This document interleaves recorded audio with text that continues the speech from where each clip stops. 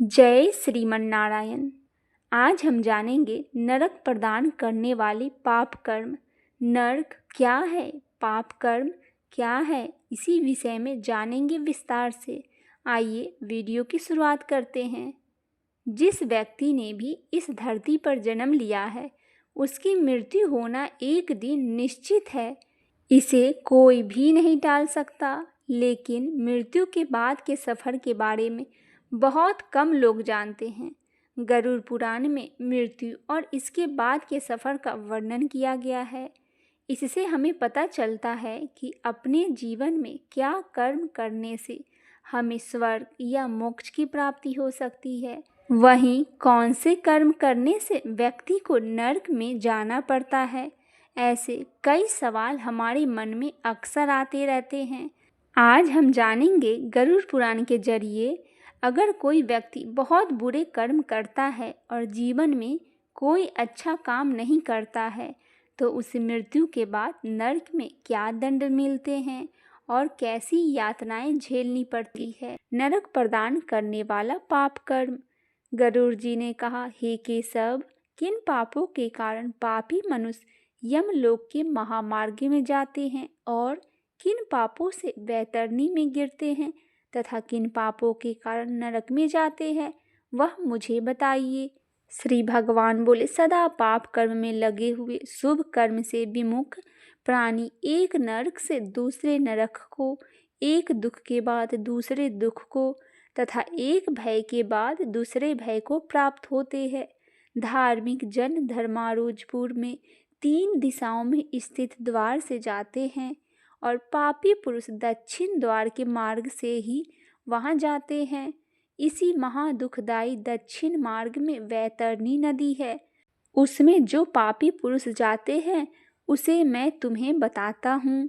जो ब्राह्मण की हत्या करने वाला, सुरापान करने वाले, गौघाती, बाल हत्यारे, स्त्री की हत्या करने वाले, गर्भपात करने वाले और गुप्त रूप से पाप करने वाले हैं, जो गुरु के धन को हरण करने वाले, देवता अथवा ब्राह्मण का धन हरण करने वाले, स्त्री द्रव्यहारी, बाल द्रव्यहारी है, जो ऋण लेकर उसे न लौटाने वाले, धरोहर का अपहरण करने वाले, विश्वासघात करने वाले, विश्वपान देखकर मार डालने वाले, दूसरों के दोष को ग्रहण करने वाले, गुणों का प्रशंसा न करने वाले और गुणवान के साथ डह रखने वाले, नीचों के साथ अनुराग रखने वाले, मूढ़ सत्संगति से दूर रहने वाले हैं, जो तीर्थ सज्जनों, सत्कर्म, गुरुजनों और देवताओं का निंदा करने वाले हैं,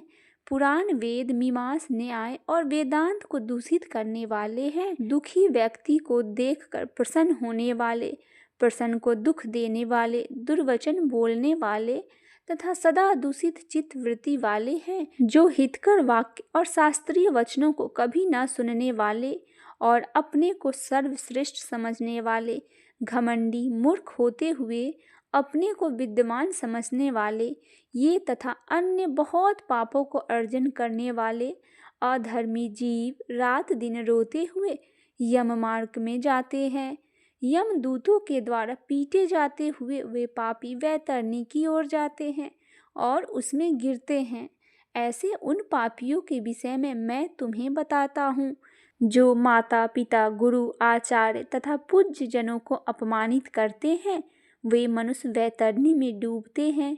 जो पुरुष पतिव्रता, सच्ची चरित्र, उत्तम कुल में उत्पन्न, विनय से युक्त स्त्री के द्वेष के कारण छोड़ देते हैं, वे वैतरणी में पड़ते हैं।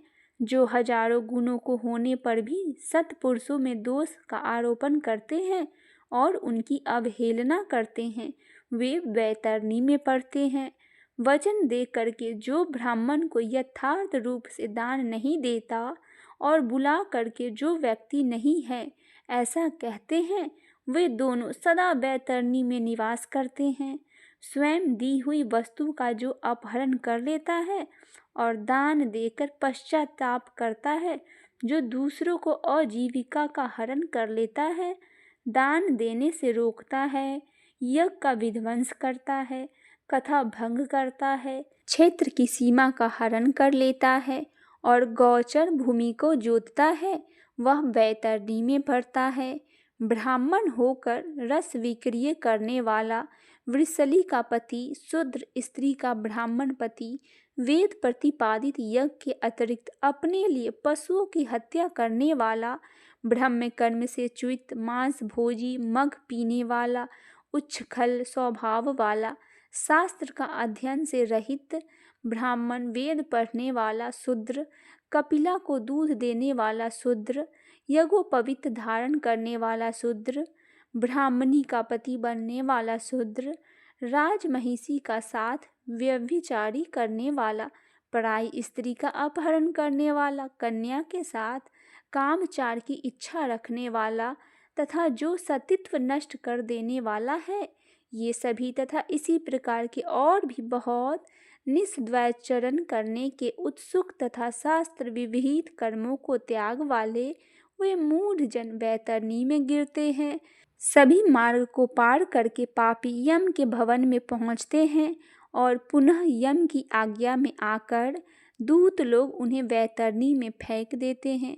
हे खगराज, हे गरुड़, यह वैतरणी नदी कष्ट प्रदान करने वाले सभी प्रमुख नरकों से सर्वाधिक कष्टप्रद है, इसीलिए यमदूत पापियों को उस वैतरणी में फेंकते हैं। जिसने अपने जीवन काल में कृष्णा या काली गाय का दान नहीं किया अथवा मृत्यु के पश्चात जिसके उद्देश्य से बांधवों द्वारा तथा जिसने अपनी अर्थदैहिक क्रिया नहीं कर ली या जिसके उद्देश्य से अर्थदैहिक क्रिया नहीं की गई हो, वे वैतरणी में महान दुख को भोग करके वैतरणी तट स्थल सालमली वृक्ष में जाते हैं।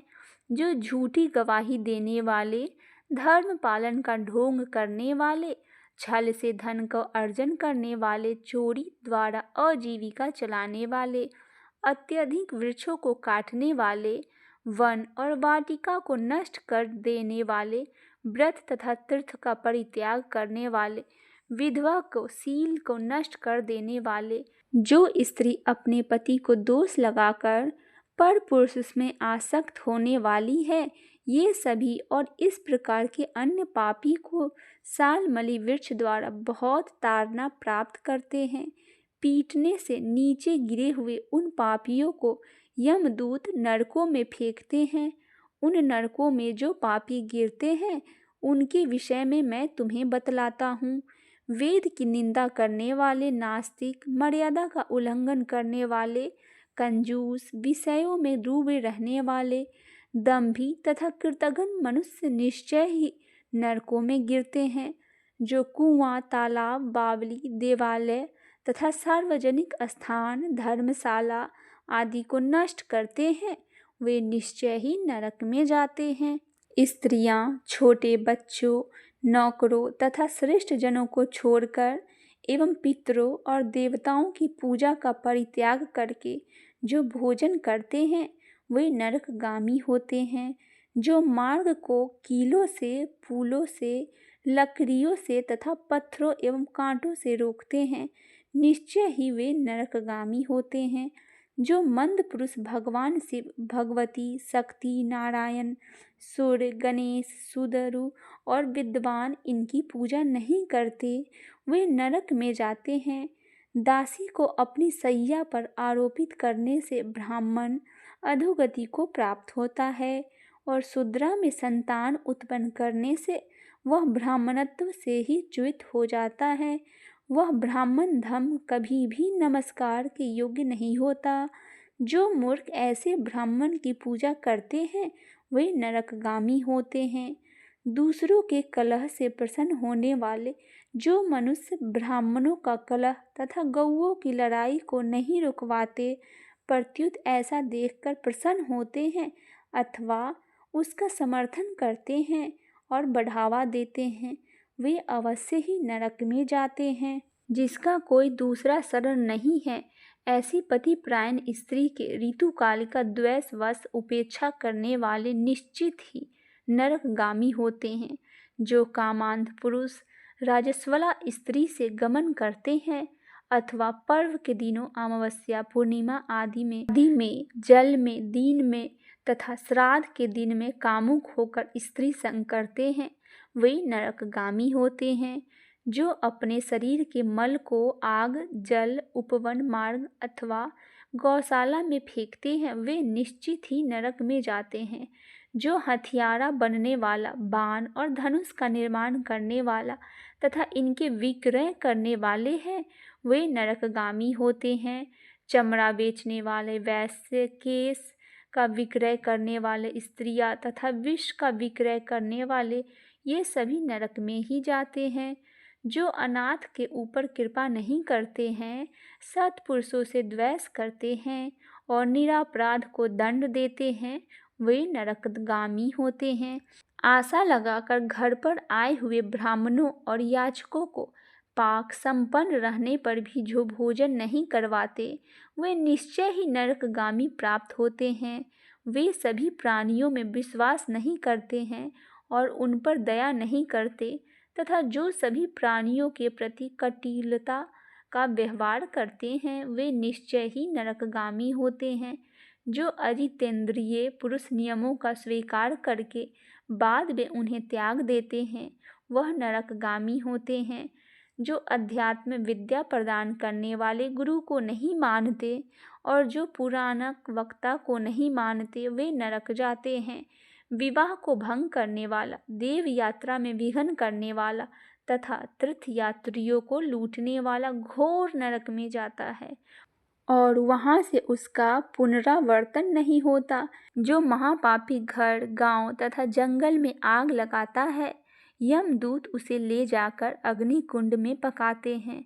इस अग्नि में जले हुए अंग वाला वह पापी जब छाया की याचना करता है, तो यमदूत उसे अस्पत्र नामक वन में ले जाते हैं, जहाँ तलवार के समान तीक्ष्ण पत्तों से उसके अंग जब कट जाते हैं, तब यमदूत उसे कहते हैं, रे पापी, शीतल छाया में सुख की नींद से सो जाने वाले। जब वह प्यास से व्याकुल होकर जल पीने की इच्छा से पानी मांगता है, तो दूतों के द्वारा उसे खौलता हुआ तेल पीने के लिए दिया जाता है। पानी पियो और अन्न खाओ, ऐसा उस समय उनके द्वारा कहा जाता है। उस अति उष्ण तेल के पीते ही उनके आंत जल जाते हैं और वे गिर पड़ते हैं। किसी प्रकार पुनः उठकर अत्यंत दीन की भांति प्रलप करते हैं और विवश होकर ऊर्ध्व श्वास लेते हुए वे कुछ कहने में भी समर्थ नहीं होते। वे ताच्छ इस प्रकार की पापियों को बहुत ही यातनाएं बताई गई है। विस्तार पूर्वक इन्हें कहने का क्या आवश्यकता है। इनके संबंध में सभी शास्त्रों में कहा गया है। इस प्रकार हजारों नर नारी नारकीय यातना को भोगते हुए प्रलय प्रयत्न घोर नरकों में पकते रहते हैं। उस पाप को अच्छा फल भोगकर पुनः वहीं पैदा होते हैं और यम की आज्ञा से पृथ्वी पर आकर स्थावर आदि योनियों को प्राप्त करते हैं। वृक्ष, गुलम, लता, वली, गिरी, पर्वत तथा तृणा आदि ये स्थावर योनियां कही गई है। ये अत्यंत मोह से आवृत है।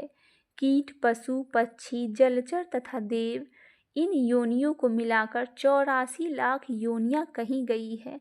इन सभी योनियों में घूमते हुए जब जीव मनुष्य योनि प्राप्त करते हैं और मनुष्य योनि में भी नरक से आए व्यक्ति चंडाल के घर जन्म लेते हैं तथा उसमें भी कुछ आदि पाप चिन्हों से वे बहुत दुखी रहते हैं।